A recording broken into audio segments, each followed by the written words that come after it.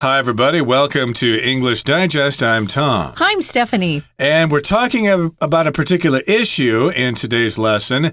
It's about animal testing. Now, of course, we use various products, and in order to make sure they're safe, a lot of times animals are tested with these products first. You may not know that, but it does happen, and you might be concerned over something called animal cruelty. Is it necessary to subject those animals to this kind of torture in order for you to have nice perfume? Is it okay to do that, or who cares? They're just animals. They don't know the difference anyway. I definitely don't agree with testing on animals for cosmetic products, but yeah, for some of the medicines, sadly, these animals are tested on to see if, what the results will be and if humans can withstand some of the drugs that these new companies are producing, the pharmaceutical companies. We're going to talk about some of the ethical concerns about animal testing, and I think it would be a great debate question for people. So we've got lots of fun vocabulary words and phrases. Let's go ahead and get started by reading through day one. In the realm of scientific research, few topics provoke as much controversy and ethical scrutiny as animal testing. Defined as the use of non-human animals in experiments, this practice assesses the impact of various substances on animals' physical or behavioral responses to determine the safety of these substances for human application. The origins of animal testing can be traced back centuries, with the renowned ancient Greek philosopher Aristotle conducting experiments of this kind. Initially, such testing served as a fundamental method for early researchers who, lacking modern technology, relied on animals to observe natural phenomena and disease outcomes. However, it wasn't until the 19th century that animal testing gained widespread acceptance, propelled by pioneers such as Louis Pasteur, who demonstrated the germ theory of disease by experimenting on sheep. Today, an array of animals from rodents to primates are routinely utilized and sacrificed in laboratories worldwide. Cruel though it may seem, animal testing has been crucial in advancing medical knowledge and improving human health in areas such as drug development, disease treatment, and surgical innovations. Despite its significant contributions, animal testing remains a divisive issue, with sharply contrasting viewpoints. Advocates contend that without these experiments, numerous medical breakthroughs, from vaccines to cancer therapies, would not have been achieved so swiftly. For example, experiments on dogs in the 1920s were critical in identifying insulin's role in diabetes management, thereby saving millions of lives globally. On the other hand, opponents condemn it as a cruel and inhumane practice that subjects innocent creatures to extreme suffering in the name of science. Critics assert that the benefits to humans do not justify the harm to animals, and argue that differences between species might make results from animal testing unreliable for human conditions. All right, it's time for us to discuss the contents of our lesson for today. The title is The Ongoing Debate Over Animal Testing. This debate continues. It has not stopped. People haven't made any conclusions yet, so animals are still used for testing in various areas. And in the realm of scientific research, few topics provoke as much controversy and ethical scrutiny as animal testing. So we're talking about the general area of scientific research, and there are various topics within scientific research, and among those topics is animal testing. And this is a topic that provokes a lot of controversy. Now, if you provoke something, you sort of cause something to happen, and it's usually something bad, okay? Like sometimes the teacher sees two students fighting, and the teacher will say, well, who provoked who? Who started the fight? Well, he called me names. Oh, so you're the one who started the fight by calling someone names. Yeah, but he hit me first. So, yeah, you have to determine who provoked the other person, who got the other person to react in a bad way.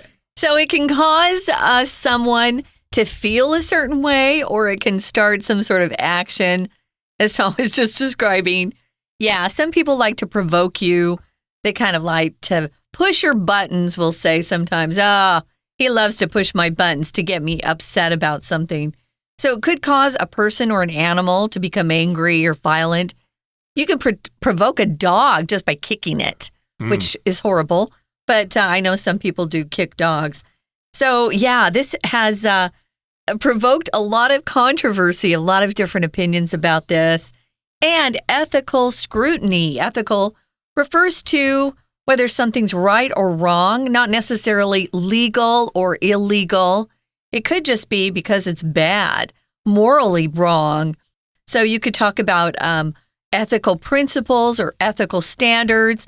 Attorneys are bound by ethical standards, and if they go against those, they could have their law license revoked or removed. So doctors are the same way. Some doctors feel that some procedures that are being performed today are unethical or medically unethical. For example, performing trans surgery on young kids before they have a chance to grow up and decide who they want to be and who they are really.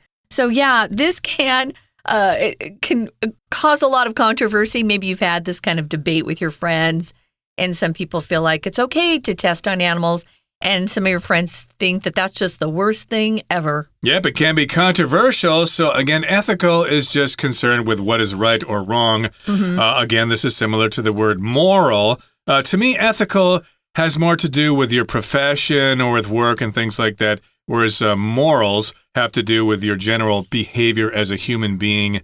And that's kind of the difference. So here, animal testing, of course, is used in scientific research. So yeah, is it ethical to do that? And scrutiny just means you look closely at something, you examine it, you find out what's right about it, what's wrong about it. So yes, indeed, lots of people are looking at this particular topic, animal testing. What is animal testing? How do we define it? What is the definition? Well, defined as the use of non-human animals in experiments, this practice assesses the impact of various substances on animals' physical or behavioral responses to determine the safety of these substances for human application. That's a pretty long definition here, but we're defining it as the use of non-human animals. Of course, a human being is an animal. We're talking about animals other than humans. I don't describe myself as an animal, Tom. No, but technically, scientifically, we are animals. But yeah, we don't really think of ourselves as animals. That's why we have the word human in our vocabulary. Right. Yeah. So we think of, dogs, cats, cows, pigs, bears. Those are animals. And so we're using animals in experiments. And this practice of using animals in experiments assesses the impact of various substances. So they tried different kinds of chemicals, medicines or whatever, or maybe some skin lotion or whatever. And they want to see how the animals react to these substances and what kind of behavioral responses they have to these substances. Do they get crazy? Do they go to sleep? Yeah, what kind of reactions do they generally have if you use these products on animals? And they want to see the impact on animals first before they try to test these on humans. We call these testing periods clinical trials. I used to work for Pfizer, a pharmaceutical company, long ago in New York City. And when you get to the human phase, they're called clinical trials. And usually you have 3 of those before they release that particular drug on the human population. So, yeah, there are a lot of things that are tested on animals before they're safe, way before they're safe. There are even drugs that are released to be sold on the market that we find out later that were not safe. So where does this animal testing come from? We're going to talk about the origins, where it came from initially. And it can be traced back centuries. A century is 100 years. So a long time ago, we can trace it back to the renowned or very famous ancient Greek philosopher called Aristotle. You may have heard of him. He loved to talk about philosophy, and he loved to teach his students how to debate. Well, Aristotle was conducting experiments of this time long, long ago. This is something new to me. I didn't know that Aristotle was involved with animal testing, but he was a brilliant man, so I'm not surprised he was, testing and trying out different things back then. Initially, or at first, such testing served as a fundamental method for early researchers who, lacking modern technology, relied on animals because they wanted to observe natural phenomena and disease outcomes. So they knew better than to test something kind of unknown on another human being because that's considered immoral or wrong. So they would turn to animals back then to test out some of their theories. Maybe they could have used prisoners or slaves or whatever. I think they had those in those days, but in any case, they didn't really have any other alternatives, so they used animals for testing. They lacked modern technology that we have now, so they relied on animals to observe the natural phenomena, to check out what happened after they gave these animals a certain kind of medicine or rubbed some cream on it or whatever. And they also wanted to see what kind of diseases they got. Did they get colds? Did they get cancer, etc.?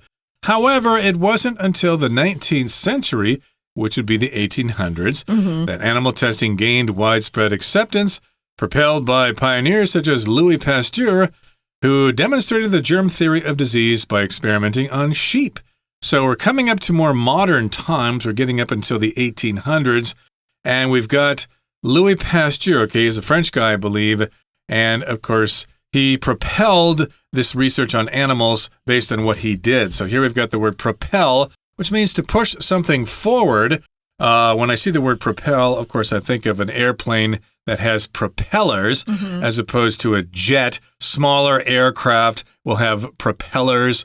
They're just like fans on the wings that spin in circles and push air behind them. So they're propelling the plane forward, and they're called propellers. So yes, this was propelled by Louis Pasteur. He said, yeah, we got to have these animals to test my theory on germ theory, and I'm going to use sheep for that purpose. You can also use it in a figurative way, not literal, where you're saying you're actually pushing something forward.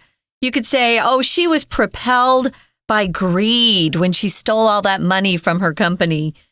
Just propelled here would be motivated. What got her to do it? What forced her to take action? Or maybe your album has propelled your band to the top of the charts. Wow, your album was so good that you went to the top of the charts because people wanted to buy it. So you can use propel in a literal way, meaning being pushed forward in a particular direction, or something that resulted in a particular action. Right now, guys, we're going to listen for a few minutes to our Chinese teacher, and then we'll be back to talk more about animal testing. Hello everyone, 我是 Patrick 老师，今天讲解的是10月24号 Unit 15 The Ongoing Debate Over Animal Testing Day 1第一天课程内容。这个单元讨论的是动物实验。第一天内容呢，介绍的是动物实验的起源，明确指出社会各界对于动物实验有不同立场和态度。课文内容告诉我们，支持者为什么支持。他们认为没有动物实验的话，就没有后来的科学进展。那作者在第3段接着指出，为什么有人反对动物实验。反对的人认为动物实验不人道，而且实验结果也不见得适用于人体。好，那我们一起来看学习重点，请看到第1段第1个句子。好，在逗点之后这边 few topics provoke as much controversy。好，或我们美式发音说 controversy。好，这里an ethical scrutiny as animal testing。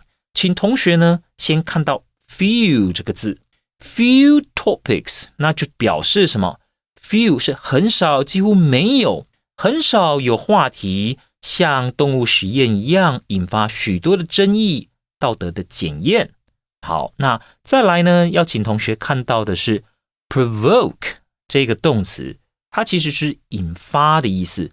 那在这里呢，老师想补充一个同义字 spark S-P-A-R-K， 这也是很常见的，引发很多的争议。好，再来请同学看到第2个句子。第2个句子是一个分词构句 define 这个过去分词开头，那它在意义上的主词其实是后面的 this practice。那什么是 this practice？这种做法，它所指的其实是第1句讲的 animal testing。好，这种做法呢，它是可以干嘛的呢？ Assesses the impact of various substances。它会针对不同的物质去评估它们的影响。好，那为什么要做动物实验？后面有个目的嘛 ，to 之后就加目的 ，to determine the safety of these substances for human application。它就是要借由动物实验来判断这些物质的安全性，是可以适用于人体的。好，再来我们来看到第二段，就是在介绍动物实验的起源了。The origins of animal testing。好，所以解释的是起源。动物实验的起源可以回溯到 can be traced back， 可以回溯好几百年，好几个世纪。那后面呢，用 with 来做补充说明。一样要请同学特别注意是后面的这个动词 conducting， 请把它圈起来。在 with 这个介系词后面 conduct 这个动词一定要做变化。那由于呢，这里前面是 Greek philosopher Aristotle， 好，所以呢是亚里士多德。那他是主动的进行实验 conduct， 它可以当 conduct 的主词，所以后面我们加 ing， 加上 ing。好，那再来呢，请同学看到第三个句子哦。第三个句子告诉我们时间点了。虽然最早的时候可以回溯到亚里士多德时代，可是呢，真正有很多人开始进行动物实验呢，应该是19世纪的时候。到了19世纪才 not until 就是才到19世纪呢，动物实验呢才有很多人采纳，才受到广泛的采纳。那请同学看到后面有一个 propel， 请同学画起来。propel 就是推进、促进的意思。好，那所以呢是在像巴斯德这些先驱者的推动之下，才越来越多人用动物实验。We're going to take a quick break. Stay tuned. We'll be right back.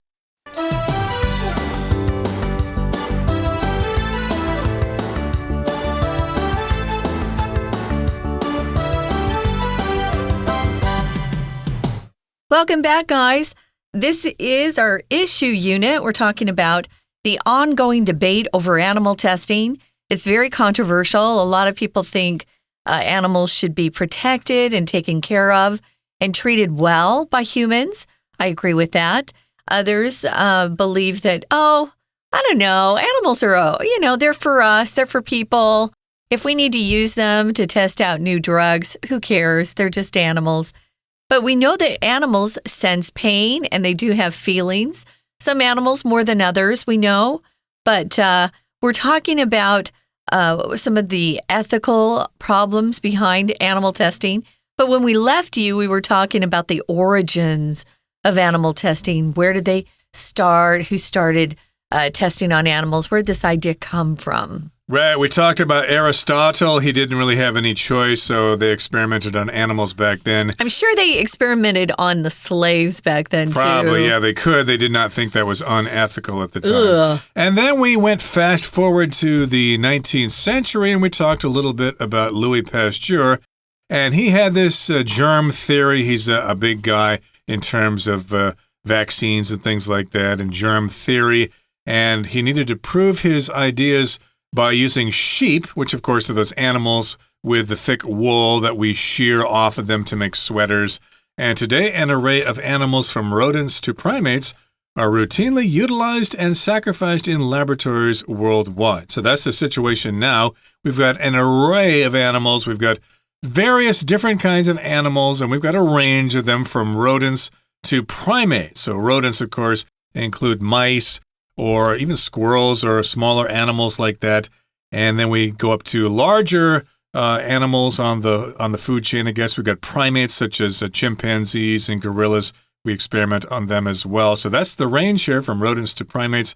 They use them all the time. They're routinely utilized and sacrificed. They're used and then they're basically killed in the laboratories. Maybe they're made too sick and it's not worth trying to help them. So, just let you die. You're just an animal anyway. It's all for a good cause.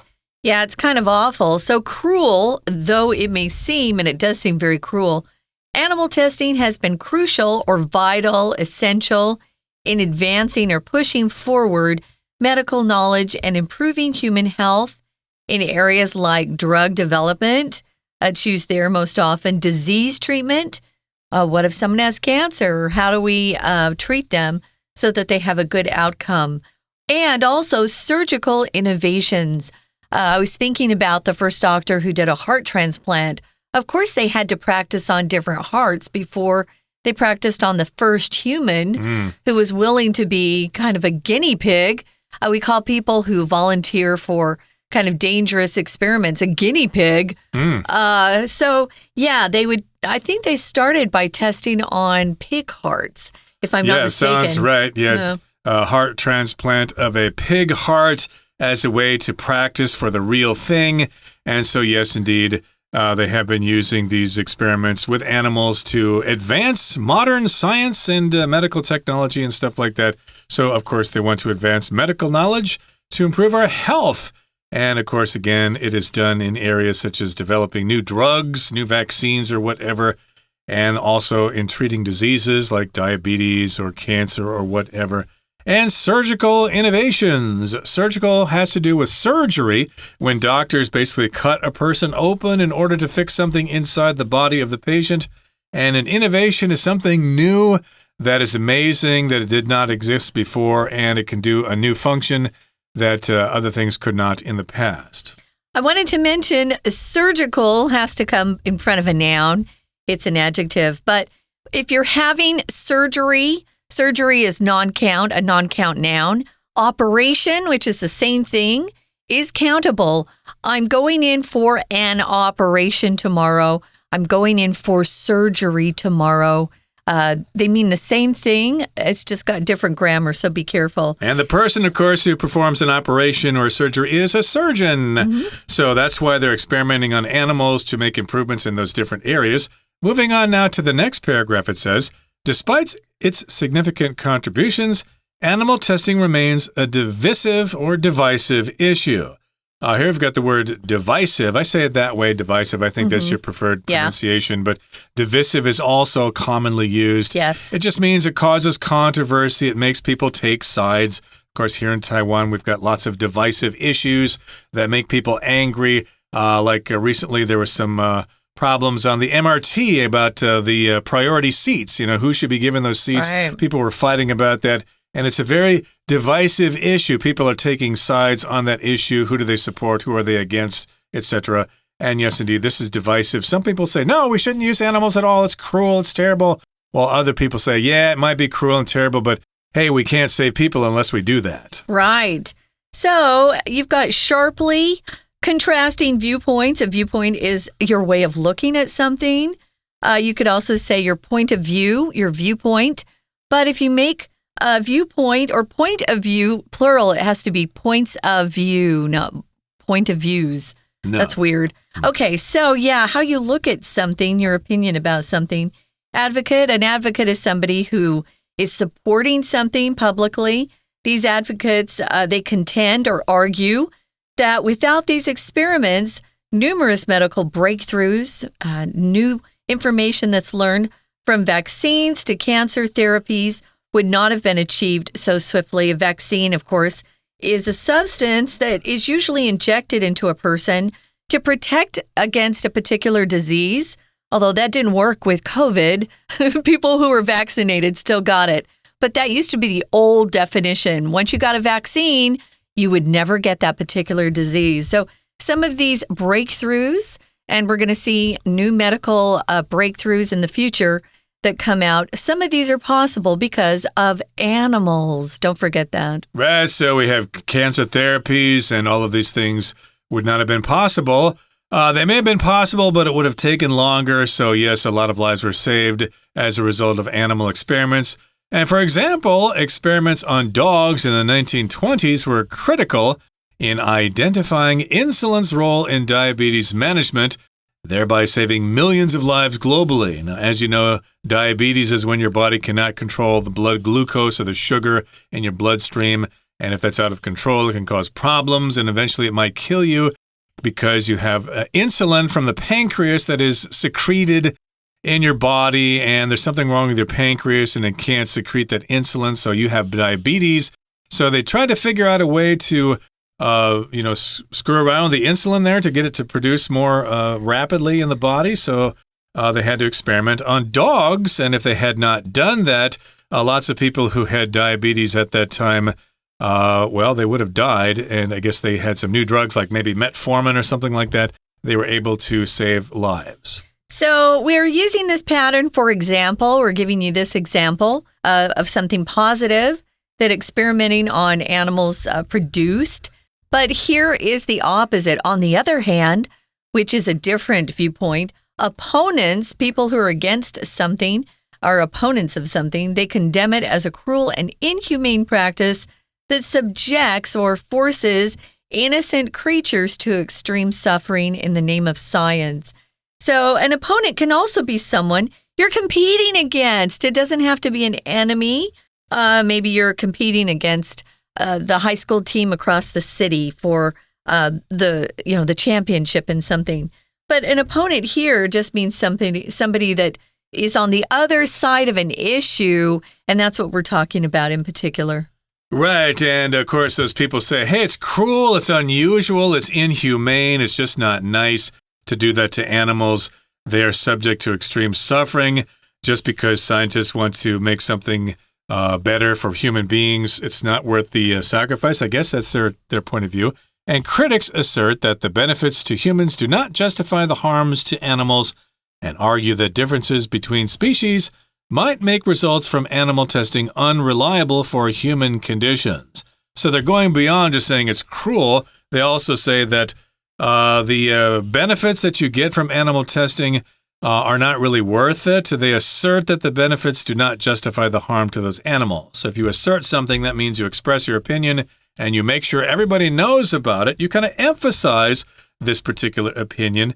And yeah, it does not justify the pain and the harm to those animals. It's not worth it. I guess we collectively as human beings have one big sin in our bodies as a result of those animals. And in the long run, we'll probably suffer from subjecting those animals to all this pain and suffering. Well, we know that sometimes they test on animals that are so different from humans that I think, what are they doing? What's the point? Is it necessary? Yeah, it's crazy. Right now, though, someone who's never crazy is our Chinese teacher. We'll listen for a few minutes and then we'll be back. 好，同样是第二段，我们继续看第4个句子。那今天动物实验是什么样子的形式呢？原来动物实验里面的动物种类很多种 ，an array of animals。那包括什么呢？从啮齿目 rodents 到 primates 灵长目都是 are routinely， 请同学把这个 routinely 画起来，就经常性的常常会有这些科学家用这些不同的动物来做牺牲，来做动物实验。第5个句子 cruel though it may seem， 请把这个 though 画起来，把形容词放在 though 的前面，那这是一种倒装的写法。虽然看似残酷，那后面呢，当然我们就会知道讲虽然，那就好像虽然残酷，你就会觉得但是应该有好处啊。没错，后面呢就要讲动物实验还是有一些呢对社会有帮助的地方，像什么呢？ Advancing medical knowledge， 这个 advancing 这里 advance 是当动词用，就促进提升，就让我们对医学更了解。 OK， 好，那再来我们看到第3段第1个句子，第3段第1个句子 Despite its significant contributions， 虽然动物实验呢对我们的科学的发展有很大的帮助，那后面 Animal testing remains a divisive issue with sharply contrasting viewpoints。 那我们就可以看得出来，在这里是怎么样呢？这个是这个段落的主要子句，让我们知道说这个议题 divisive issue 就会引发分歧，那会有赞成的人和反对人。第2个句子 advocates 指的就是赞成的人，赞成的人，那他们认为如果没有动物实验，好，那我们看后面Numerous medical breakthroughs would not have been achieved so swiftly。 好，那这个就是和过去事实相反了，因为过去呢的确有很多的突破，在科学上有很大的进展，那所以你要和过去事实相反，这样才是符合过去发展的历史。 would not have been achieved 就是 would 加 have 加 pp 是和过去式是相反的。那下面4、5在这里呢，都是反对着他的论点。Opponents 就是反对着，他们认为呢，动物实验残酷不人道，而且第5个句子这里也讲出来，对人类有好处 benefits to human do not justify the harm to animals。 那这个 justify 请同学画起来是合理化的意思。好，以上就是我们针对动物实验这篇文章第1天内容所做的中文讲解，谢谢大家。That's day 1 of our issue unit, guys. We have another day to talk more about animal testing and some of the issues and the problems with that. We hope you'll join us for our next program. For English Digest, I'm Stephanie. I'm Tom. Goodbye. Bye.